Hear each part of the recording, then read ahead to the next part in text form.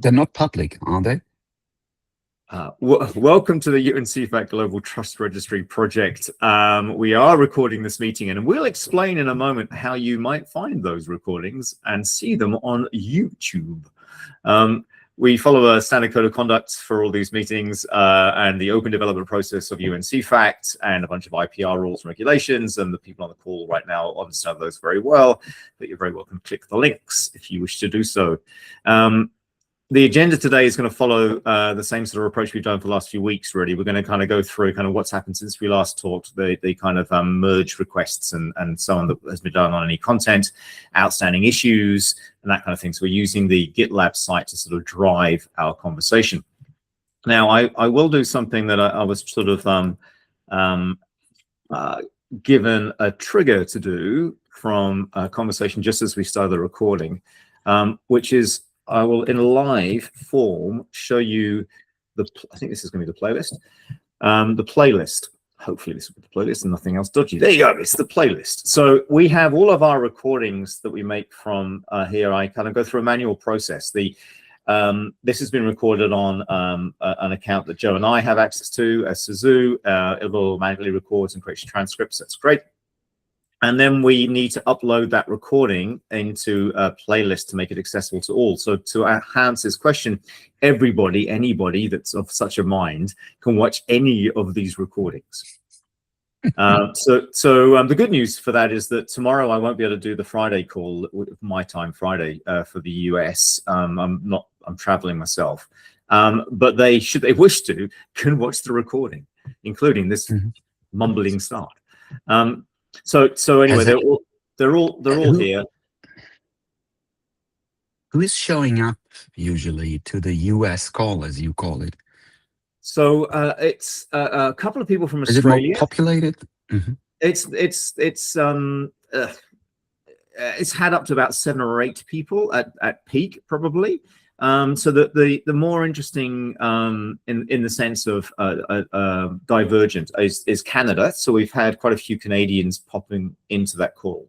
So you probably know historically that British Columbia, the province of Canada, is quite active in verifiable credentials. So Brianna from Canada has been involved. So has Nancy Morris and a team a few times back in the day. And we occasionally get a few of the people that Joe and I often work with from Trust Over IP. So we've had a couple of times with people like Daryl O'Donnell and have been part of the discussion occasionally and so on. So they're not frequent, but they come in occasionally. And we also have a few Australians that seem to prefer that, what is a sort of mid-morning, midday kind of time for Australia on a Friday than they do an afternoon on a Thursday. Did anyone of the TOIP people request a little bit more of a balance in terms of tech neutrality? No, there's been little. So that I mentioned Daryl, and you obviously know Daryl. So and earlier before we started the recording, Sankashan and I were talking about the Trust Registry Query Protocol (TRQP), which is a sort of an initiative that Daryl has been key in promoting. And we'll look at that in a second because I put an issue in the issue log to discuss that as a discussion point. So they haven't been, we rather, I suppose, Joe and I are quite familiar with that team. We spend quite a lot of time with them, and so does Sankashan. So we've been helping the UNTP developers do things like abstract away from a specific DID method in the guts of the protocol, and just say, use a DID method, and then the list of methods that we currently recognize is in a list in the spec. So rather than have it, but that limits it already to the W3C DID. That was a decision made prior to either Joe or I getting involved. The kind of origins of this body of work had already decided, this is sort of back in 2018 probably, decided that they'd go a W3C VC and DID model. And in parallel to that decision, of course, Europe was going through EIDAS and ARF, and ISO MDL 18013 became a thing, and all this sort of stuff was happening. But they've kind of stuck to, we want to stick to W3C's VC data model and DIDs. And they initially had a very simple DID model of just DID web. And Joe and I were saying, well, actually, there's a whole bunch of development happening in DIDs, and DID web it's got kind of various reasons why some people don't kind of like it. It's got some simplicities and, to it, but it's got some other things. It's insecure, that's it. So yeah, so we sort of said, look, you can look at DID web VH as a sort of evolution of DID web, and you can look at other. And my ambition would be that over time, UNTP becomes able to support even DID carry, for example. DID carry doesn't exist. DID carry, if you look into DID carry, then the last specification change has been made in a long time 2021, I think, in version 0.1. That doesn't right. exist. It hasn't been. It doesn't exist. And it's, I hadn't been following this. It's not what we're looking for. So anyway, the basic premise though is that DID methods keep evolving, right? And they, as you just described, they get they kind of live and die as they evolve, and therefore UNTP needs to be appropriately kind of distanced and agile about which ones it suggests people adopt. And at the moment they've gone for the lowest common denominator, really.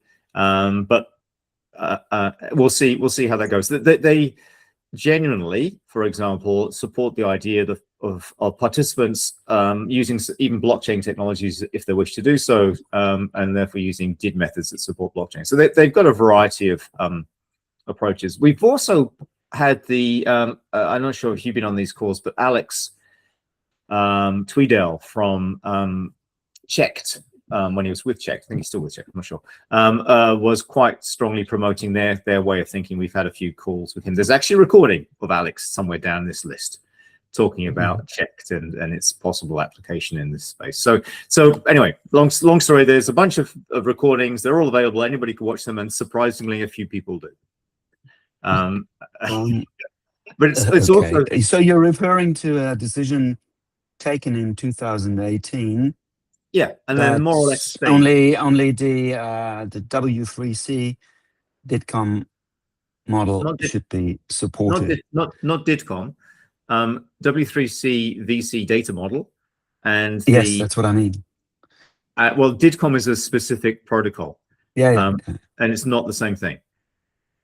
It was part of their original origin story, but so W3C VC data model and the decentralized identifier DID is the thing. DIDCOM is a particular communication protocol between. And how can this decision have been made in 2018? Was this project already running in 2018? So the origin story for this is a white paper published by CEFACT called Cross-Border Trade. And in fact, there was a few papers of that era, about 2018, where they were all realizing the obvious, that trade documentation needed to transition to a digital format. And there were various contenders to what format that might be.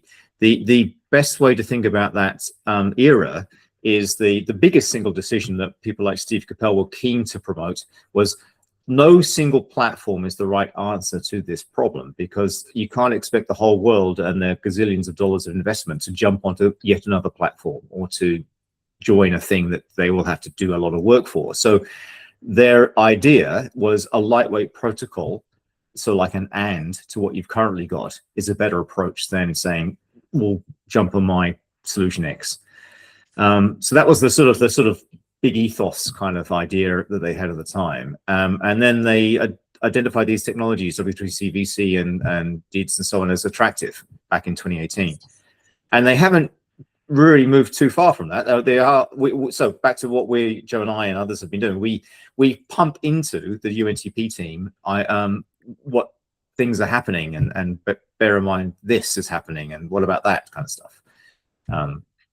Anyway, our role for this project is exactly what I've just described, but with a narrower scope around digital identity anchors and grid. Okay, that's a long introduction to where we're at on these issues. So where we've got to is, over the last few weeks, we've had we had a major merge that I did with Alina and others involved in the discussion, and let me have a look at merged. So there's a major merge that put in where are we in this merge? 19th February, 26th February, 14th February. I can't see it now. How do I see it? All. Oh, that's only going to be the 26th, isn't it? Yeah, I might just seen the merges on the main branch, not the one I pulled in from the other branch. Is that what I'm making the mistake of here? There should be a merge here that talks about how I closed a whole bunch of other issues that were open. But it was a fairly major change to the content. It included lots of comments like yours, Hans, and others on the digital identity anchor. Remember that whole issue we had around should it have more than one identifier in it, or should it just have one identifier, and all that sort of stuff, right? So to the best of my ability, I try to consolidate the thinking of that and created a new kind of branch and did the changes, and then did a merge to actually bring it in. So if you now look at the web pages, not that one because that's not ours, our web pages, you'll see that in, for example, the documents. So if we go into the digital identity anchor, legal meaning and data structure, the content of this page as it's presented now, which is still, by the way, in a draft development stage, right? So we're not declaring it to be finished, is, I hope, reflective of the discussion we had in the issue. So if I go back to here and look at the issues and look at a closed issue, we should see the issue that we were discussing and the notes I made about it. We should also see, this might be the way for me to find it, the merge request that theoretically closed it. So what ended up 2 weeks ago was a kind of agreement that, well, John, you tell us you hope you've fixed all these issues, but we're not entirely sure. And I said, that's more than acceptable. There's so many changes that are happening in all these pages. The best suggestion I could make is let's do the merge and then look at what we've got when we can see all the pages together at the same time. And we're not looking at a sort of a little line saying this has been added and this has been removed. If we look at paper on glass, closed date.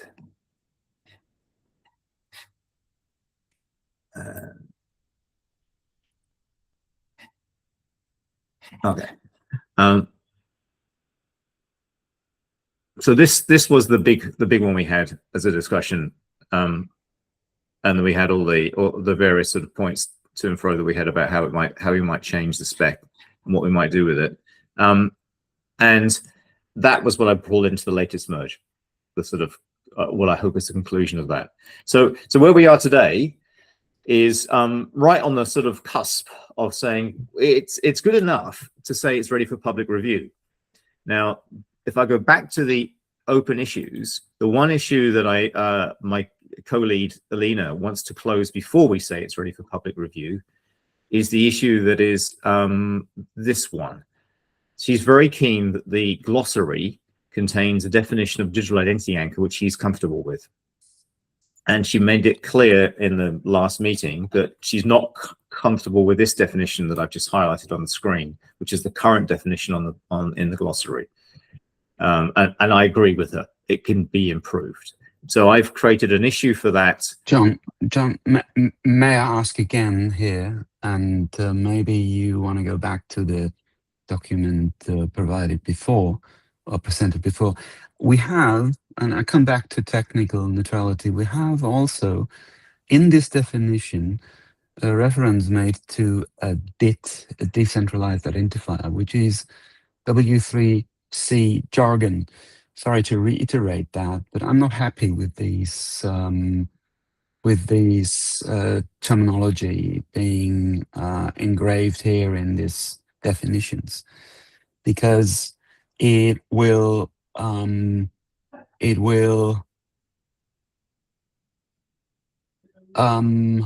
violate what I think is required in terms of tech neutrality. We can use other identifiers. And if I got you right, then the UN, somebody in the UN has made a decision back in 2018 to only pursue the W3C standards. Is my understanding correct? Did I get you right? For the sake of this discussion, I'm going to say yes, and I'm going to say that's not a problem. these are standards for the implementation now. So you have to define a standard to be delivered to. The idea, Joe and I are very strong fans of technical neutrality in things like legislature, in things in which technology does not belong. When you're defining a specification, you have to define what you're specifying. You can't make it some sort of amorphous, ambiguous statement. You have to say what it is that you need to deliver to meet the specification. So this document is in that this is not a technical specification here. What I'm looking at. What you're looking at is a definition of a term that's in a glossary. That's specifically nothing that we look at is a technical specification. It makes references to standards, to W3C standards in this case. And I have no problem with that. Mm-hmm. No, I have no problem with W3C standards as well. What I think is a little bit problematic is that they're the only ones that are pointed to. Because I see other standards that could be easier to develop and be more secure. It is what it is. Yeah. So this is not the forum to go back to those decisions, right? You have to sort of go right up. What decision are you referring to? So the decision to use W3C VC data model has been taken where and when by who? Was taken in the process of developing the United Nations Transparency Protocol, which was part of Recommendation 49, which was published 2 years ago now, and has moved on through it's now closing its public review process. So you actually have a window of opportunity of about 1 or 2 days to make some comment on the UNTP specification about the use of that protocol, the use in that protocol of the W3C standards. So it's Steve Capel who we need to address. Yeah? He's the leader of that project, but you actually have to address the whole project. But I don't understand, Hans. I genuinely don't understand your point. I really don't. Really? I really don't understand why you're taking that position at this point on these projects. It makes no sense. Decisions were made because they have to be made to find a specification that can be built to. Yeah, I tend to agree. I do agree with you, John. But I do also have some understanding of what Hans is saying. Actually, it does make some sort of sense. I mean, it actually, and Sankashan will also be able to attribute to this. You know this, of course, John.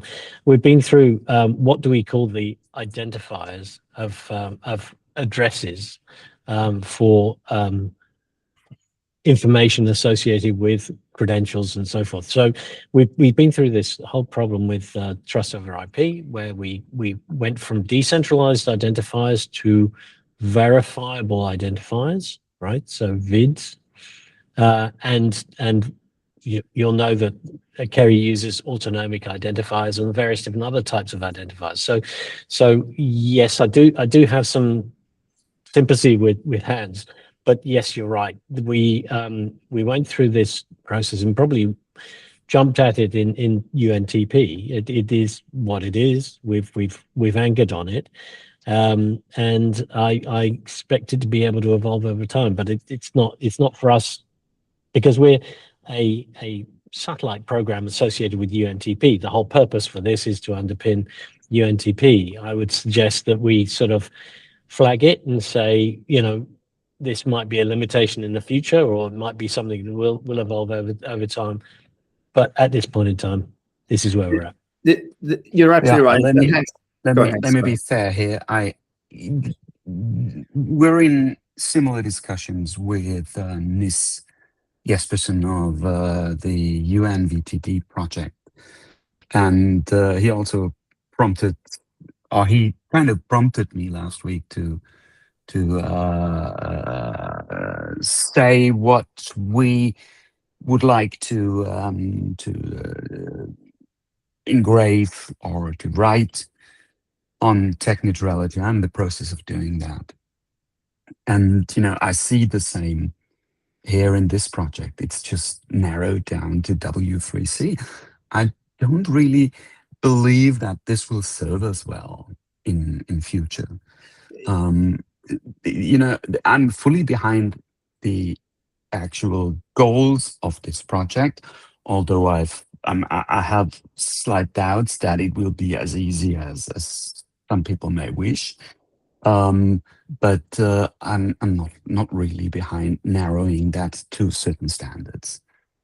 And the discussion about this would carry on for long. Yeah, we should let Sakashan say something, Joe. Yeah, go for it. Yeah. I just wanted to ask, and this is for Hans, I understand why you might be hesitant and see this as narrowing down the scope.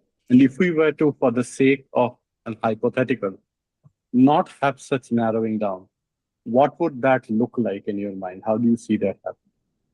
I didn't get the question. Sorry. Can you come again, please?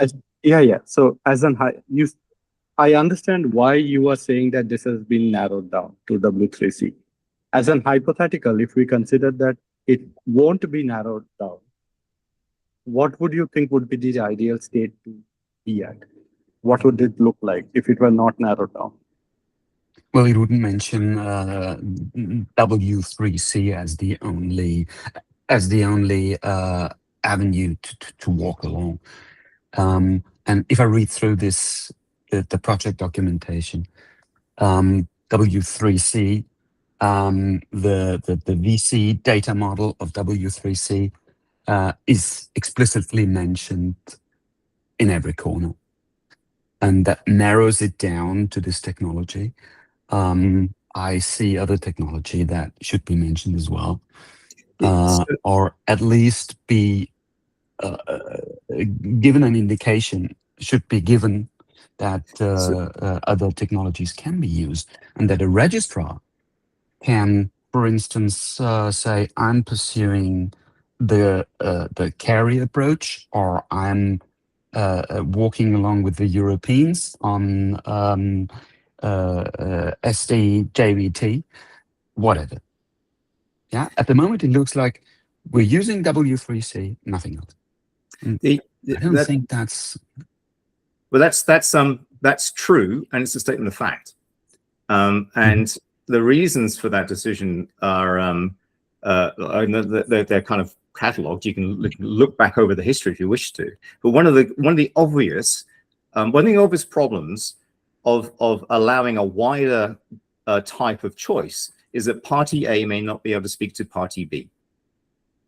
The whole idea of this supply chain transparency is that you are able to, at some further downstream process, be able to navigate all the way upstream through all these suppliers that you've never met and navigate the data and find out things. And if they were doing a myriad of different technologies, you've got no chance. Well, that's what they're doing in W3C by having deployed like 180 DIP methods. Are you talking about this? That's exactly right. So Hans, that's why we've narrowed down.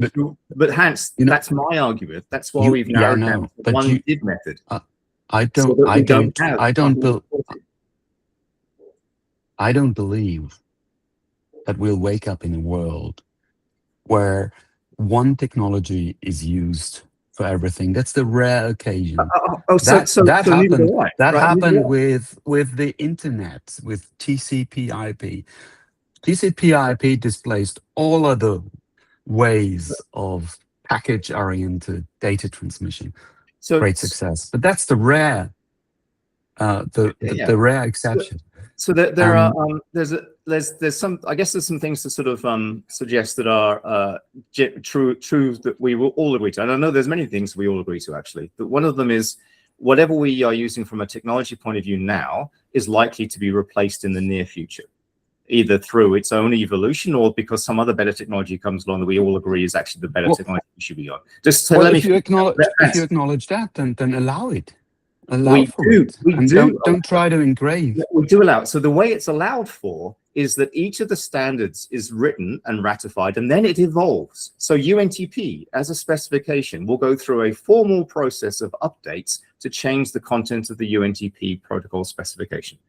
Fine. And that's the way it's Can we- happened, right? Then can we mention other existing standards in the No. in this project's No, documentation? At the moment in time you do that, nobody knows how to build the thing that is compliant with the specification. Yes, that's true. Don't think so. You will have No, I don't think so. You'll have divergent implementations of the specification that can't interoperate, and that You will fails. have that. You will have that anyway. The answer is finding a layer that allows for all these technologies to interoperate, and that's perfectly possible. No, it's not. Sankishan. So I am quite familiar with software development specs that, let's say, build libraries that are implemented in Python, and eventually say, here is how you have a Rust implementation of it, and so on and so forth, right? Is it that approach that you are looking for, Hans, or is it more like no. basically saying that you can use any of the existing standards that are in this domain? Here are the core requirements that should be met.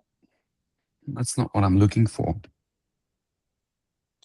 What I'm looking for rather is a way to write supply chain graphs where different trust mechanisms can be evaluated or used together interchangeably, and where people who provide services and provide infrastructure make their own choices and are allowed to make their own choices based on their requirements.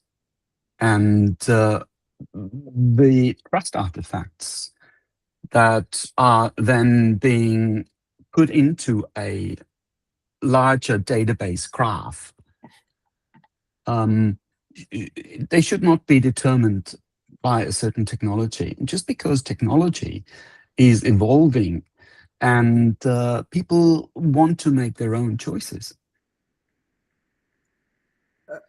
And if you limit that down to the W3C standard, I don't think it's helpful. Look at the Europeans. Are they using the W3C standards for their European business wallet? Yes, and they're using 18013. They're using two. But the Europeans are a good and bad example for your case. Using two? They're using a stack of technology that's described in the ARF, and I'm pretty sure you're familiar with it. The thing that's interesting about the European example is that they've had to be so specific to allow the 27 countries to actually interoperate. If they're not that specific, if they were technology neutral, they wouldn't know what they were building, and they wouldn't be able to be interoperable.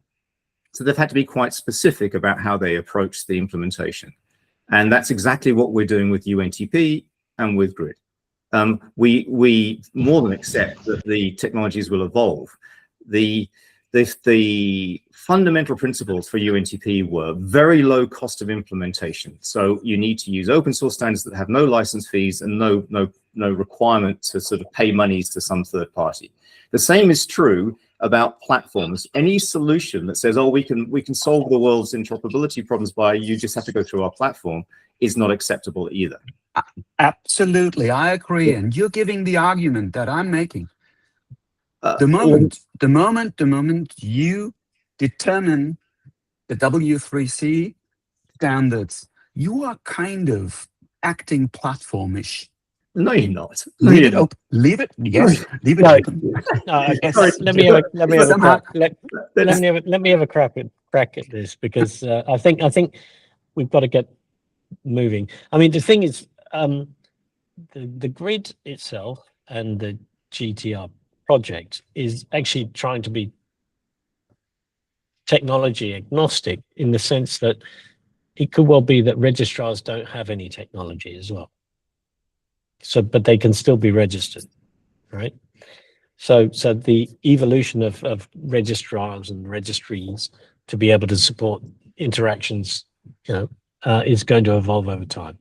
Where we are at the moment is that it's reasonable to put in place. This is where what we're proposing to align with UNTP.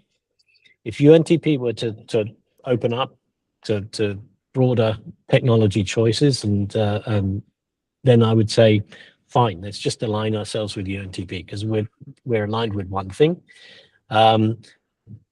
At this point in time, we are where we are, and I think if you want to promote the use of other technologies for UNTP, that's absolutely fine. And to be honest with you, I think UNTP and the implementations of UNTP will have different technology choices depending on who's actually deciding what to do and what if you like, the actual activities are that they're going to be implemented for. So that's what I'm asking for.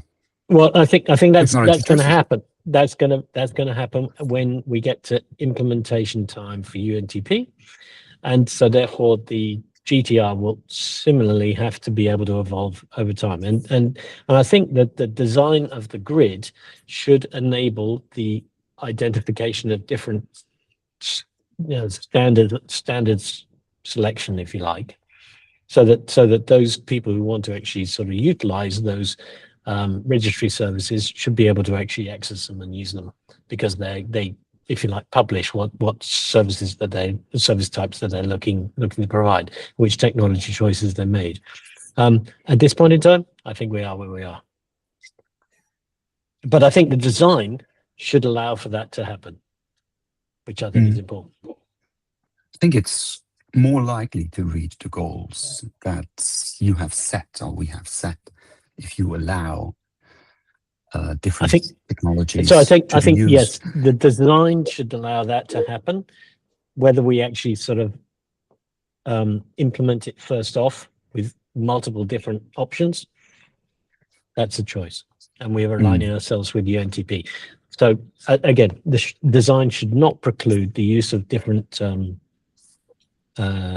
technology choices and standards evolution, because standards will evolve, as John says.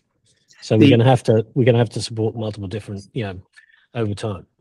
One of the design principles that's inside the UNTP spec is the idea that any participant in supply chain is already quite heavily invested in a whole bunch of technologies, not just those that they produce their products from, but the systems that support the product development process and the bills of materials and the everything else. There's a lot of dollars invested in ERP systems and other systems by every one of these supply chain participants. So the idea was, whatever it is that they do, it has to be a very small and on top of what they do. You just gave another good argument for the greatest possible extent of tech neutrality, because we're looking at a variety of systems that people are heavily invested in. That's right, Hans, that's right. And so the continuation of the thinking is that whatever you ask them to do needs to be as light as possible for them to not have to spend extra money on it, and has to be an open standard for them to follow, and mustn't be a proprietary closed system. There should be no fees to implement it. There should be no costs other than the costs of the infrastructure that they have to sort of add, the computer store, whatever, for what they're doing. But those are the sort of principles they went into this with, and they adopted the standards they've adopted. And they will, as Joe said, and I agree, obviously, that the UNTP spec will go through evolutions and updates as per its standard change process. There'll be, I think they're going to 0.7, there'll be a 1.0, there'll be a 1.1, there'll be a 2, there'll be a whatever, and there could be different technologies that are proposed at each of these. Okay. So I'm going to make some proposals on how to change the documentation in this project. If you are refusing them, then so be it. I just want to have them made. You're encouraged to propose. Believe me, if there's a better way to do what we're doing, we'll be delighted. But it has to satisfy a whole bunch of constraints. And the constraints aren't, it must be W3C VC and DIDS. That's not the constraint. The constraints are far more sort of macro than that about how the solution must work. But what, as Joe said, what we have here is we're a side spin-off of the UNTP project. So we inherited with a tail of a dog, and it's hard for us to wag the dog. Acknowledged. And there's acknowledged. There's another thing. There's another thing that's interesting about our project, which is there's a kind of a unique quality about it, which is this grid concept, the registrar information directory idea. It could, to support what you're saying, and it likely should actually, declare how each registrar issues, if they do issue anything of digital verification or whatever they provide, whatever service they provide digitally, it should enable that to be found and used. So the registrar might say, I'm going to go and use this thing. And so the grid should say, yeah, the registrar X has used solution Y. And that's what the grid will do. So the grid is almost by definition very much technology neutral. It's just a table of things, including a column that says, how do I access you digitally? And how do I check what you've issued? And tell me that, and that's all. The DIA element is the request we had from Steve, and part of the core of the brief was, is there something that needs to be done to improve the DIA? And the main change to that has been the idea that Alina's come on board with about what does it legally mean to issue a DIA? And that's been a significant contribution in my mind, a reminder that we need to think about liability and meaning of the stuff that's being issued. So that's it. Notwithstanding the fact that it's a VC, that's not actually the point about the DIA. It's about this, which is this point here about the DIA. These two last sentences. The DIA is not a new identifier, I should say. I've got a better sentence down here. The DIA is not a new identifier and does not change existing legal statuses. That's the sort of statement of hopefully fact. If the design doesn't meet that requirement, then we need to change the design. But the idea is that by issuing a DIA, they do nothing more than they currently do, however a DIA is represented. The idea is that it's like MLETR. It's an authentic representation of what was a physical registration process or registration document with the same legal status. So that's, anyway, very long story short. And it was a great discussion, quite lively, but a good discussion. The work we want to do in here is just improve the glossary of terms. And what I've put in this is the reminder that whatever we define in our glossary is only a definition for our use in our documents. We're not as bold as to say that this has meaning outside our world. It only has meaning inside these documents, and it has the specific meaning we choose and define in our glossary. So that's sort of, doesn't need to be too bold. But anyway, that's one of the issues that's open. And we have two others that are more discussive, right? One of them, well, let's do that one first. Today, you may know Hans, and the others, I think I know that Sankashan knows. Daryl O'Donnell's work on the Trust Query Registration, Trust Registry Query Protocol, TRQP, was approved by the steering committee in Trust over IP. What does that mean? It means it's a spec. We were talking about whether or not they have any standing as a standards development organization. I don't think they do, really. They've published a spec on a thing called TRQP, and it's interesting, right?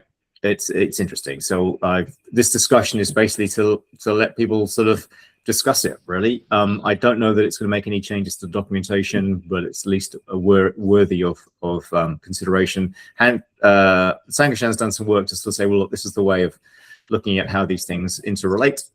The thing called PARC, which is this, back up here, is, where is that? Where's PARC? It's up here. Okay, it's Principal Action Resource Context. That's the structure that's used by the Trust Registry Query Protocol. And so you'd have to map whatever that means to whatever we're doing with grid. So he's done a bit of work there, and I just rendered that as a mermaid diagram because I was impressed by the ASCII, but I thought maybe we should do it as mermaid.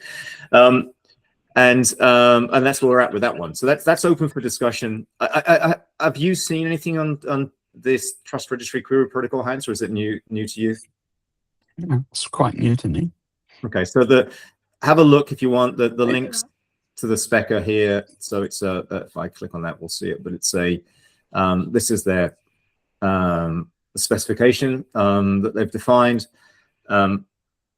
And you know, it's not new. It's been kicking around for quite a some while. years, actually. Yeah. Hence they've got And so zero. it's been through quite a lot of iterations and so forth. So there's a lot of people kicked in on this. This is the Daryl O'Donnell. Darren O'Donnell. Yeah. Yeah. And I these met that guy in Zurich. He's very talkative. Almost can't stop him. Like the rest of us. Huh? a bunch of well-known names are part of that. From particular. Let me just grab this URL. Can you throw that URL into the chat? Well, you can get it. What I'll do is I'll actually just Google it. Well, no, yeah, of course you can. You can do that. Here's the URL for the issue, which has the URLs in it, right? It's got the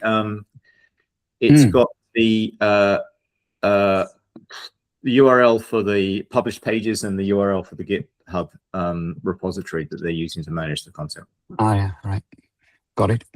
And you're very welcome to sort of join that. But what I flagged that as is a discussion on a sort of technology that's interesting. Does it have relevance? Well, that's for us to decide in our discussion. The other one that Sankarshan can talk to more better than I can, because he created the damn issue, is this linked verifiable presentation did who is thing. Do you want to briefly say what this issue is about, Sankarshan?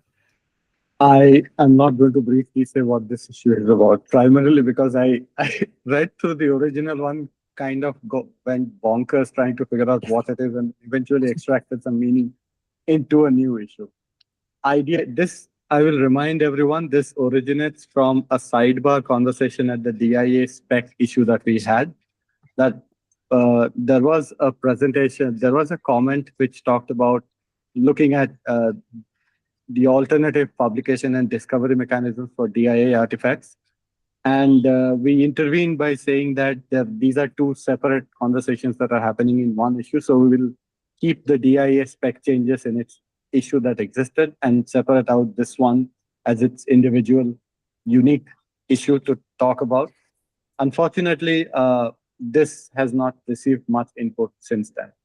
So yeah, I'm not also very sure as to why the DIA folks are not chiming in enthusiastically. I remember, I think Joe had expressed his support at the idea and said that this was the right way to go. And that's, I think, is documented as one of the first comments on that issue. One of the things I realized, and it's in these, I've done very little lifting in this, but my quick contribution was I looked back at the existing UNTP spec pages and realized that they're in their IDR, the identity resolver section, they describe resolving a number of credentials, and they don't describe resolving the digital identity anchor. And I thought that was a bit interesting. And that Steve's response is there's no good reason why it isn't referenced in the IDR section. I'm thinking surely it's the one you start with. And actually he then says yes, it should be the one you start with. So I think there's scope for this to have at least that minor impact on the UNTP spec. That by the way, you should update your IDRs. And what I was cautioning for anybody that wants to join in is that there is a sort of bunch of stuff around how UNTP thinks about verifiable credentials and how it thinks about their resolution and so on. That as part of that, how does then the DIA get resolved? Personally speaking, I think Joe might know a bit about this as well. We were somewhat surprised that the concept of verifiable presentation, which is after all part of the W3CVC data model kind of standard, wasn't present in the architecture we saw for UNTP, and that became less sort of strange when we realized how they were expecting the navigation process to work, this sort of transparency graph navigation, discovery, and resolution to work. Yeah, it's not the normal three-cornered sort of discussion around holder and so forth. The issuer and the holder, in effect, get sort of merged, and then the publication of the information, or the if you like, the access point to that information is then provided through some out of bounds sort of mechanism, which might be a QR code on a pallet or whatever, you know. Yeah. So that's the model that it took me some time to actually sort of work out, and it was interesting to have done so. And the other thing, you may have already realized this, Hans and Sankashan, is that the another thing that we realized was part of that sort of different adoption of the ideas was that there's no wallet. We've since sort of suggested to Steve and the others that, well, actually any trustworthy repository of the data that you're providing that can be accessed by the people, you could think of that as a wallet. You don't, you know, it's a way of thinking about it, like the enterprise wallet is for EIDAS.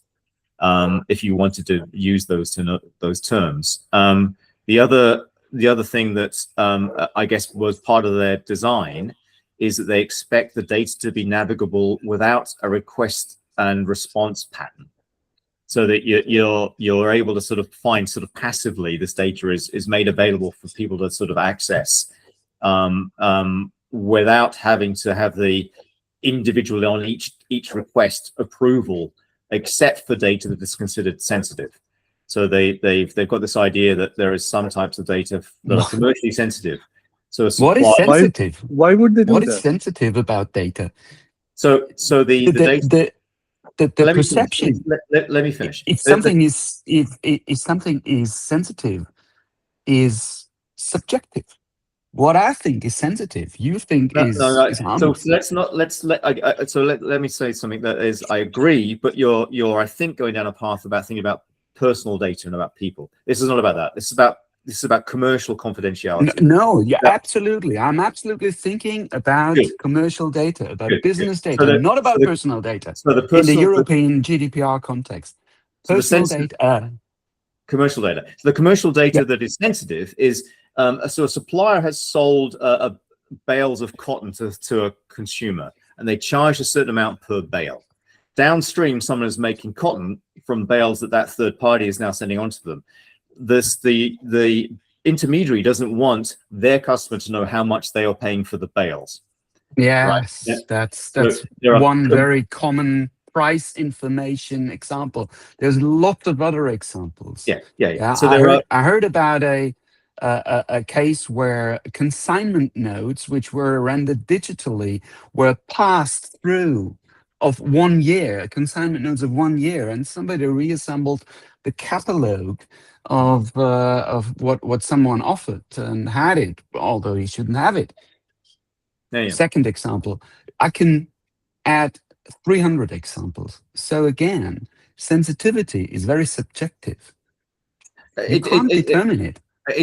I'm not trying to have a theoretical discussion. The clients for UNTP, the companies that have said they want to implement UNTP, have said that there is data that they accept and agree as part of the Sustainable Development Goals and greenhouse gas emission reduction and so on, agree that this should be made effectively publicly available about their products, so that a digital product passport can be kind of traversed upstream to find out what went into the making of this product.